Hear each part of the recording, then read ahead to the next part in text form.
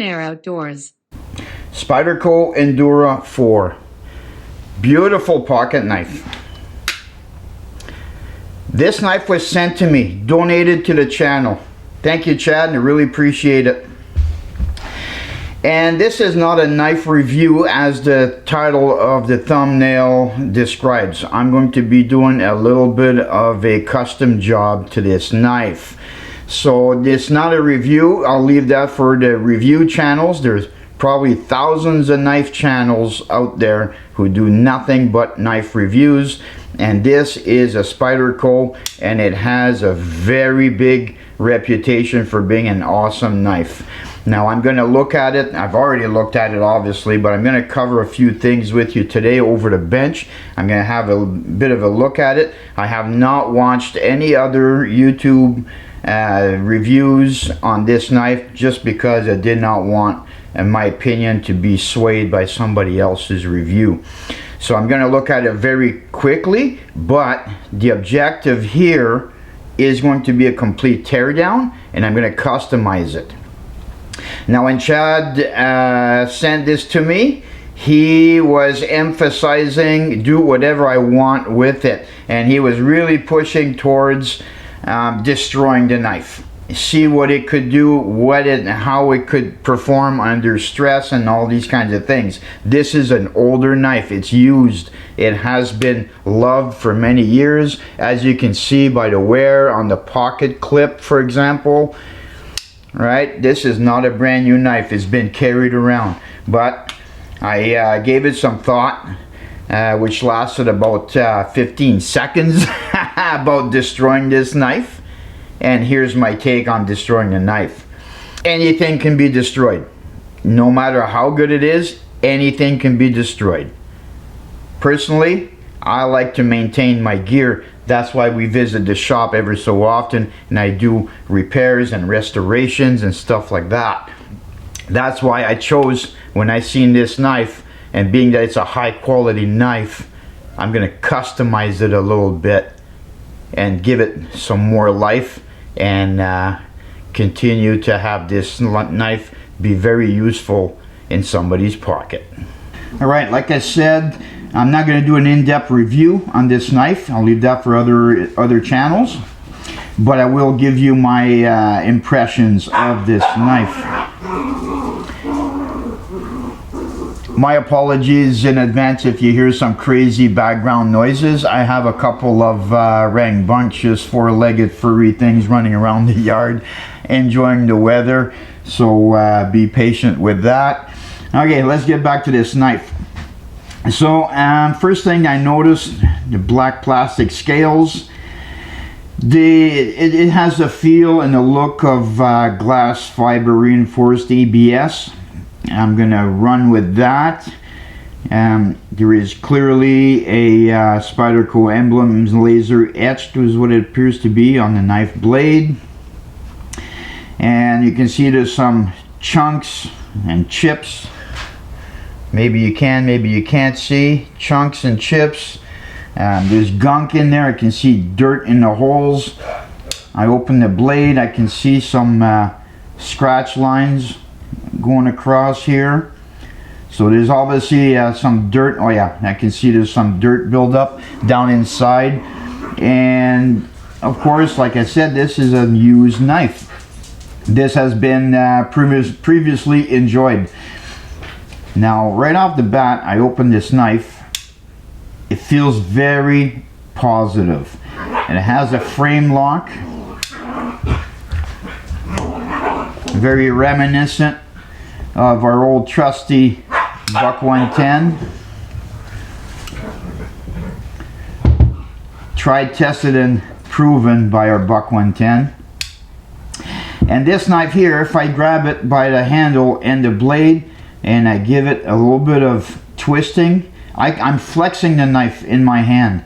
And for a knife that is used and has been abused, I'm gonna say, it's very impressive that there's no play in that hinge area.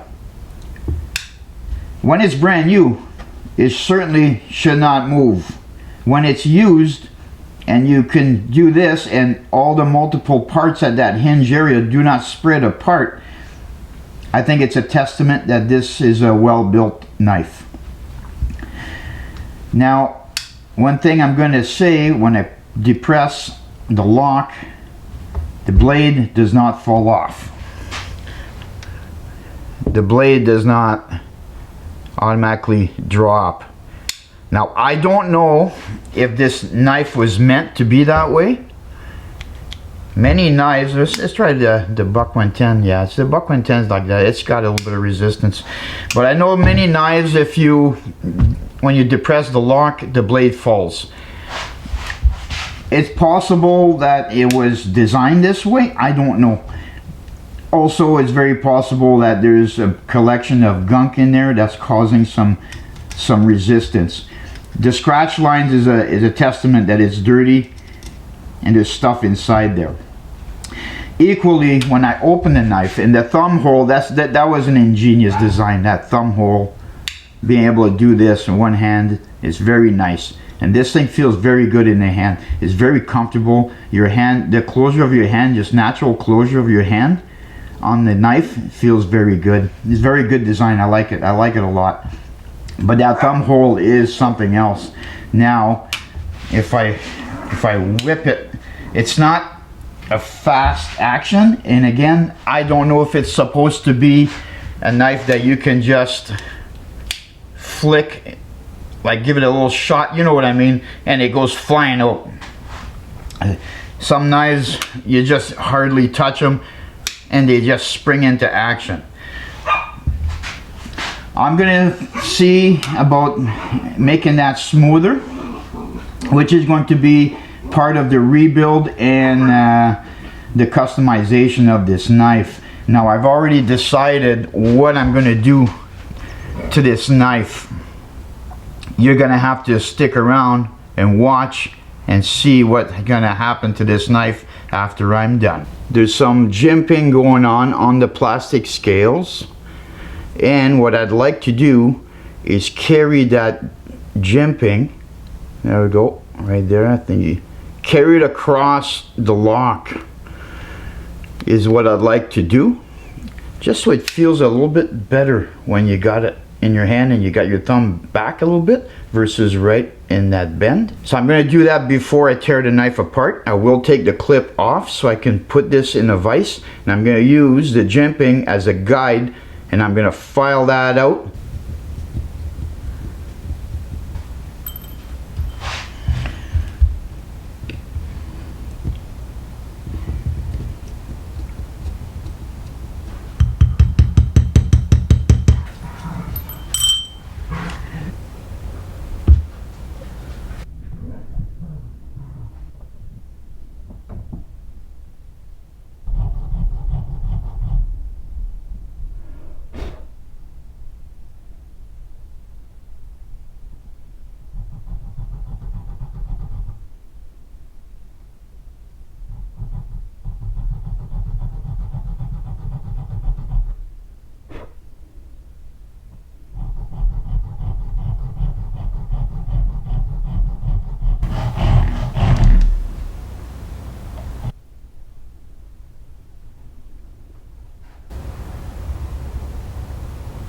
Okay, now that I have that out of the way, now I can tear down this knife and continue on with the customization.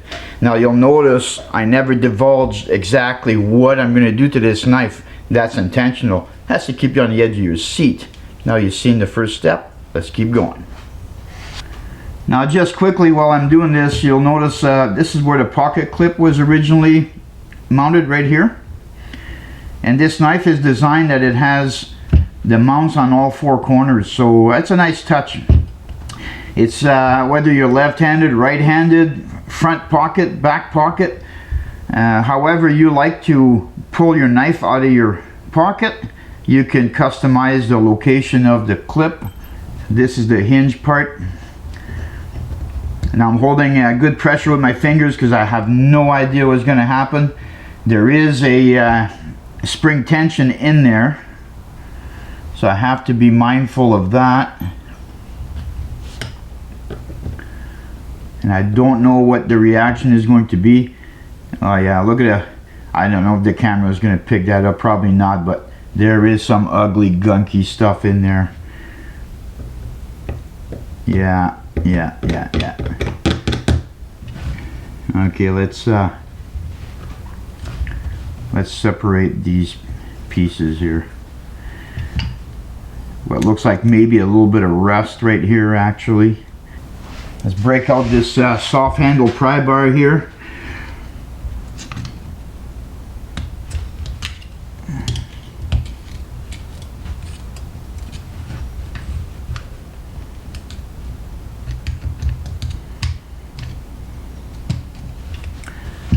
Everything is fitted very tightly. It's nice. It's very well done. Oh boy, look at all the nastiness going on. Oh my god. Yeah, that is a enjoyed knife, no doubt. So now we can see, whoop, there's a bushing right here. And make sure that looks like it's brass. Yeah, that is certainly a brass bushing.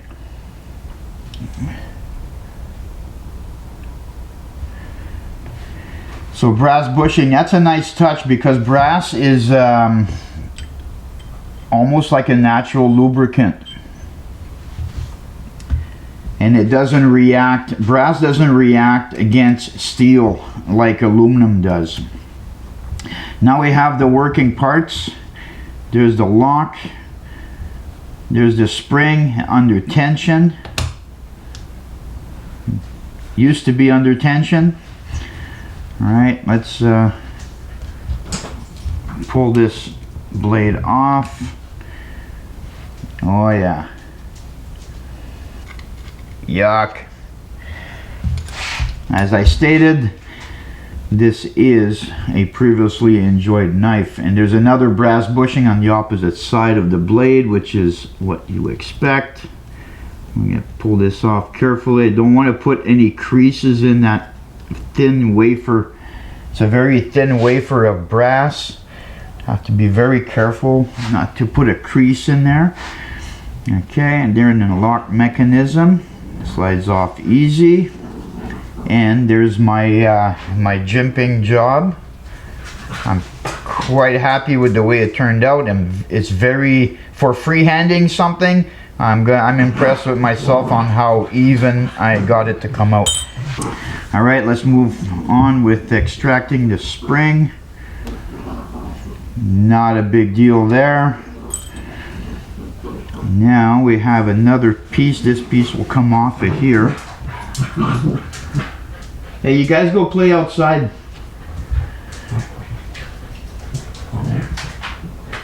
My dogs, they live a happy life. Now these pins should fall out. Yeah, there we go.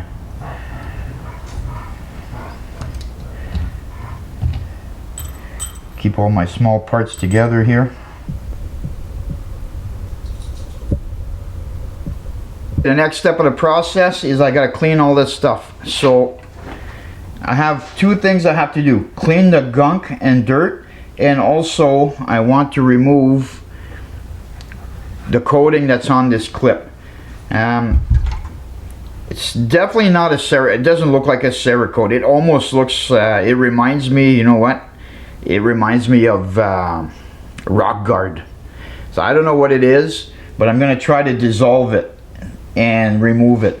Maybe I can get it off with a razor blade, but what I did do is I picked up some Xylene,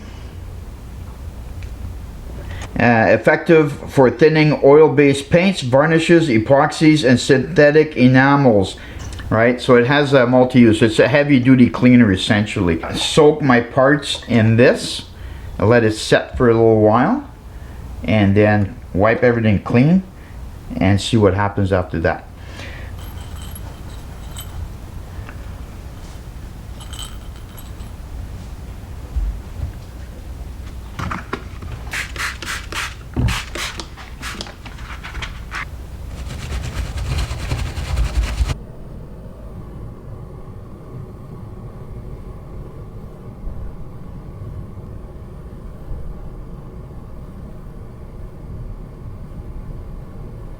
So what you've seen me do is I running the torch across the scale. Is what I did is I gave it a little bit of a rough texture. Although these scales are really nice with those high ridges for gripping purposes, the difference between now and the way it used to be, it's extremely grippy right now. And areas such as right here that was silky smooth now has a little bit of a grit surface to it. I just wanted to get that ABS plastic to very slightly bubble up. So now in the hand it feels like it's part of your hand. When you grab it, like even just now, putting in my hand, I could feel the difference. It feels really grippy.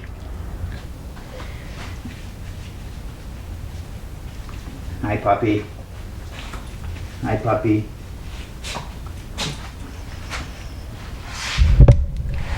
I've acquired a little bit of an audience. Okay, so the next step, let's take a quick look here. You notice I'm wearing gloves. Things are cleaning up quite nice. The gunk and the rust is coming off. I got plenty of sediments laying in the bottom of my jars. But now I'm going to turn my attention to the knife blade. There is a initial that is, come on, right there. There's an initial that's in there. I'm going to see if I can get it out. I don't think I'm going to be able to get it out completely. It's engraved, so it's deep. I'm going to get rid of all the scratches and clean that up. I'm going to go with, I want to try to get a mirror polish out of this blade. I want to get it really shiny, really glossy. So that's going to be the next step. I'm probably going to end up losing the Spiderco logo that is etched in there. By the time I'm done, it's probably going to be gone. That's fine, whatever. What I have is some 1500 grit wet sandpaper. I'm going to use that. I'm going to polish the crap out of this blade.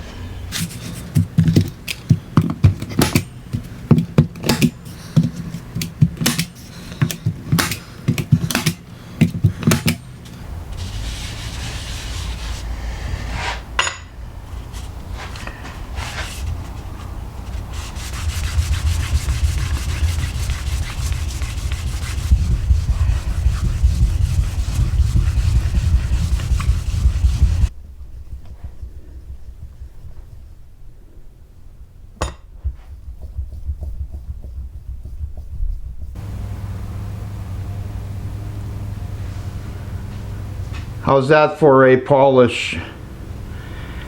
That's a mirror finish right there. I'm looking at the reflection of my camera on the knife blade. So there's my mirror polish. I could polish this even more. Really, you can go on and on and on and on.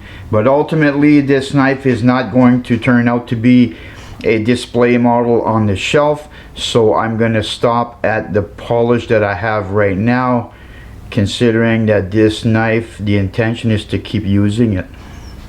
There's more customization going on. I still haven't revealed all the other stuff I'm going to do to it. Let's keep going.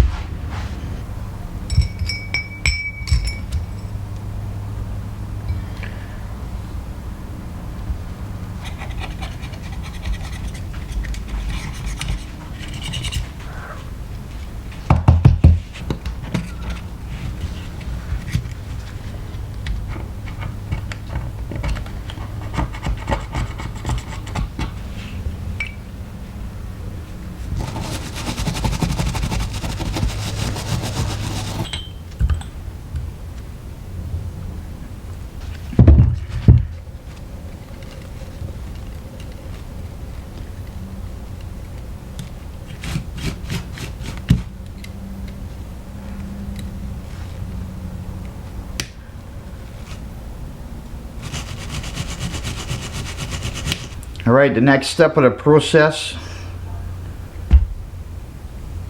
bluing. I'm going to blue all the parts that are visible. So the screws, the clip, the lock, the knife blade, not gonna blue that, but I want to darken all of the small parts.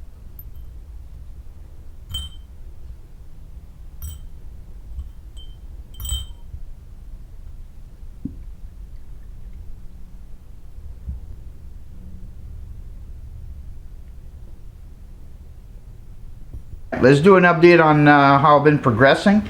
I've done multiple applications of bluing, and what I discovered is all the small parts are made out of stainless steel. What does that translate to? Stainless steel doesn't take bluing very well. You get a different effect from it. You get this kind of effect. It turns gray. And if I take, say the knife blade, look at the difference, side-by-side difference right there. It gives it a grayed out look, a bit of a weathered, tarnished kind of look. It's nice, not what I was aiming for, but it still turned out nice. Beyond my control, I can't give it the nice dark bluing that I was hoping for.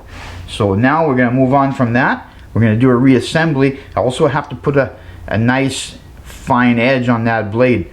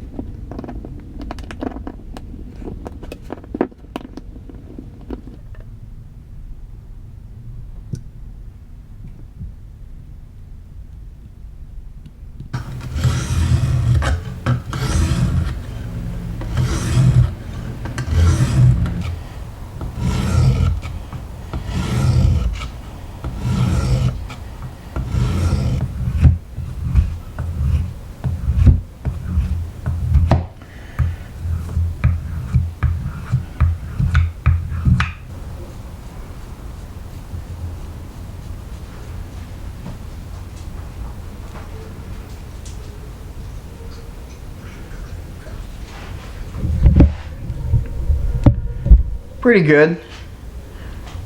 Pretty good. It's shaving sharp. But let's have a look at how my finished product is. Have my jimping. My hardware is all grayed out from doing some bluing. The frame lock. And if I flick it, still not super fast like I'm envisioning it could be, but it feels a lot better. On the upside, yeah, that's what I was looking for.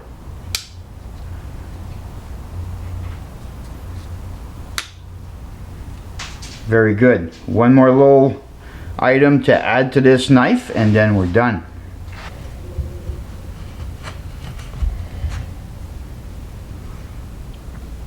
Now what I've done is I moved the clip.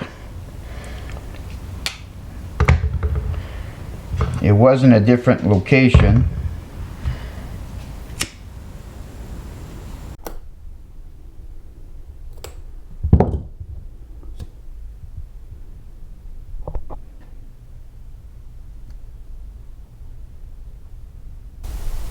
The little lanyard is the final touch. I hope you enjoyed today's video here in the shop. If you like shop videos, over the bench, stuff going on, I have an entire playlist. Everyone, thanks for joining. See you on the next one.